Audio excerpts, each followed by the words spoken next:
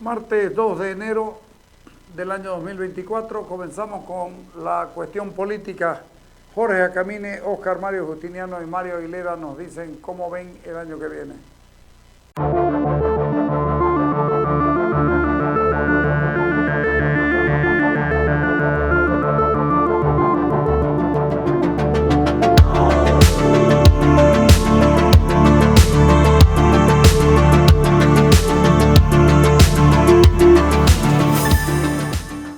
El 2023 ha sido un año conflictivo en el tema económico y de mucha incertidumbre. ¿Cómo entramos a este nuevo año? Bueno, sí, la verdad que el año que está terminando ha sido complicado. Eh, lo habíamos dicho ya al comienzo de la gestión del presidente Arce, de que iba a ser una gestión demasiado compleja en lo que es el manejo económico, por la data que teníamos ya justamente en el año 2020, ¿no? Veníamos un proceso de aceleración económica del 2014 prácticamente. Y entonces en algún momento teníamos que aterrizar. Y bueno, el aterrizaje fue de emergencia brujo con el tema del COVID-19. Ahora, en el tema fíjate vos, de todo este tiempo, que hasta los 3 años que está el presidente, obviamente yo creo que el peor año, o el año más complicado, ha sido este. Yo creo que este año ha dejado fuertes enseñanzas al gobierno que tienen que tomar las medidas para no repetirlas al año que viene. ¿Sí? No hay que descartar, yo coincido en el análisis de los economistas o de la economía misma, tenemos que obviamente hacer un repaso cómo ha estado la economía en el mundo, ¿no? Porque Bolivia a tener una economía abierta, obviamente que va a tener el efecto de lo que pase en el mundo, el tema de que tenemos todavía una economía primaria exportadora que está muy relacionada con los precios internacionales de materias primas, obviamente que nos hace que tengamos algunos problemas que se han profundizado en este año, ¿no? Entonces, por ejemplo, si vemos el gráfico, lo que es las perspectivas económicas mundiales, ¿no? Vas a poder ver de que el panorama para América Latina, o si querés verlo, las economías emergentes y en desarrollo, ¿no? Son las economías que van a tener un mejor desenvolvimiento, dice, pero es demasiado parejo desde el año 2022, con proyecciones al 2025. Estamos hablando de un promedio de cuánto, de 3.9 de crecimiento, ¿no? Entonces, como que se estanca la economía en los países emergentes y en desarrollo. Mientras que los países de economías avanzadas, fíjate vos que para el año 2023 se espera un crecimiento de 0.7 y para el 2024 se va a incrementar a 1.2 y el 2025 se esperaría un 2.2%. ¿No? Lo mismo para lo que es la economía en el mundo, ¿no? Se esperaría que exista una mejora del 2.1 proyectado para este año, la economía del mundo, al 2025 un crecimiento mundial del 3%. Entonces, siempre es bueno ver cómo andamos, digamos, en otras partes, en el continente, ¿no? En el mundo en general, más con las situaciones políticas que se están dando, ¿no? Que muchas veces no están contempladas en lo que es el tema de lo que es el análisis de crecimiento, como es en su momento, como fue en su momento, perdón, la crisis entre Ucrania y Rusia, y hoy en día lo que se vive entre Israel y Palestina. Entonces, todo esto va a influir, ¿no? Va a influir y obviamente de que nos va a llegar algún efecto como que ha pasado con el tema de Rusia y Ucrania, ¿no? Después, en el tema de lo que planifica el gobierno, lo que presupuesta el gobierno, ¿no? Fíjate vos de que no ha estado ni cerca de las proyecciones que ha hecho el gobierno en los últimos años, ¿no? Tenemos, por ejemplo, en el tema de presupuesto de crecimiento que hace de 5.10 para el año pasado, no llegamos a ese porcentaje de crecimiento. Para este año también se proyectaba un 4.86 y según algunas proyecciones de organismos internacionales vamos a llegar a 1.9, posiblemente 1.8, 1.9, que coincide con unas proyecciones que hemos estado haciendo, ¿no? Entonces, como que no va cuadrando, el gobierno no puede ajustar todavía lo que es justamente el tema de proyecciones, y esto obviamente se ve reflejado en un presupuesto que no puede ejecutarlo, ¿no? Entonces, en algunas variables macroeconómicas que se ha planteado el gobierno, como se puede ver en el gráfico, fíjate, para el año 2022 tenemos el presupuesto general del Estado y tenemos lo que es el programa fiscal financiero del 2022 con algunas variables que se repiten prácticamente. 5.10 de crecimiento, tenemos una inflación de 3.40, un déficit fiscal de menos 8.5, ¿no? Un tipo de cambio fijo, y para el 2023 se planteó al gobierno un crecimiento de 4.86% de la economía, una inflación de 3.57, ¿no? Un déficit fiscal del 7.49, menos 7.49, y el tipo de cambio en la proyección del presupuesto lo dejó abierto, más o menos 10 puntos. Entonces, el tema aquí, lo que podemos decir que se va a cumplir es justamente en mantener el tipo de cambio, ¿no? Se va a cumplir el tema del déficit fiscal. Pero obviamente lo que no estamos logrando es crecer a ese ritmo que necesita nuestra economía, ¿no?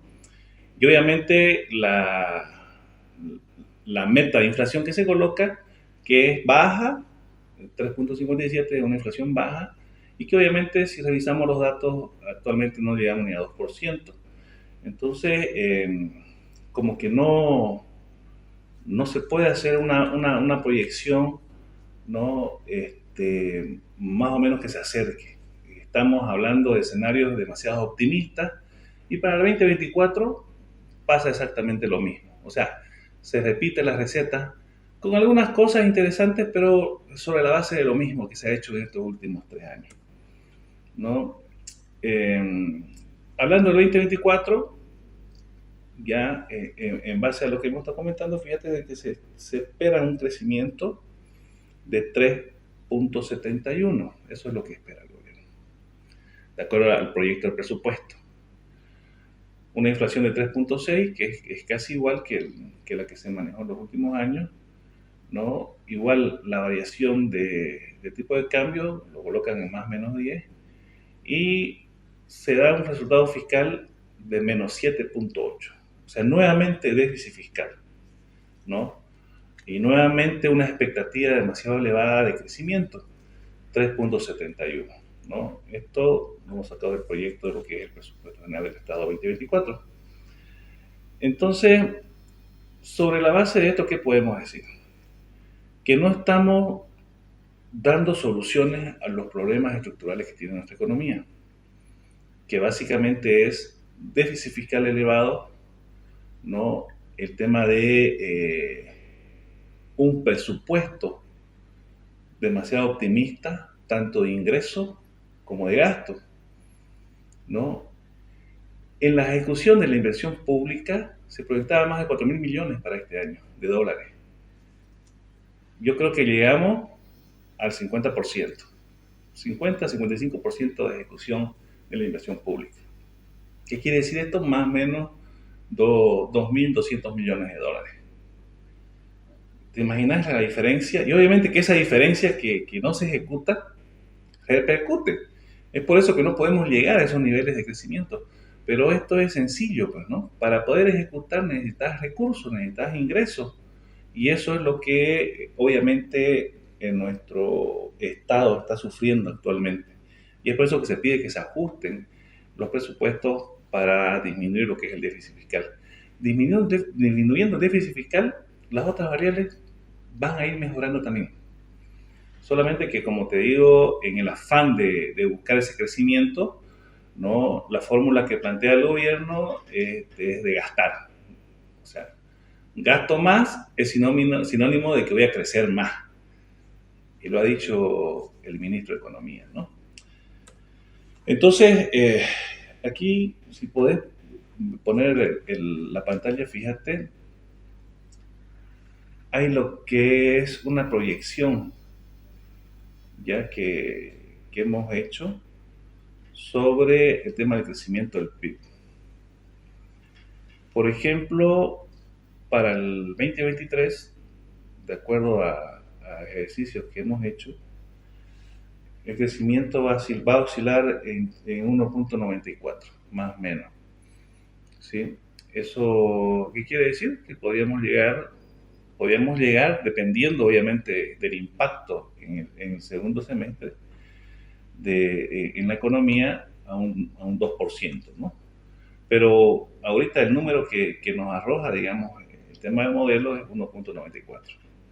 Y para el 2024, ¿no? 1.90. O sea que, fíjate, vamos a estar parecidos, no vamos a tener un comportamiento parecido al año.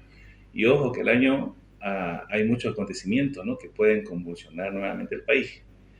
Y ese es un factor que no se está tomando en cuenta todavía en esta proyección. Entonces es necesario justamente hacer las evaluaciones que, bueno, nosotros como profesionales no es bastante complejo porque el gobierno no publica como debería todo lo que son las estadísticas, ¿no?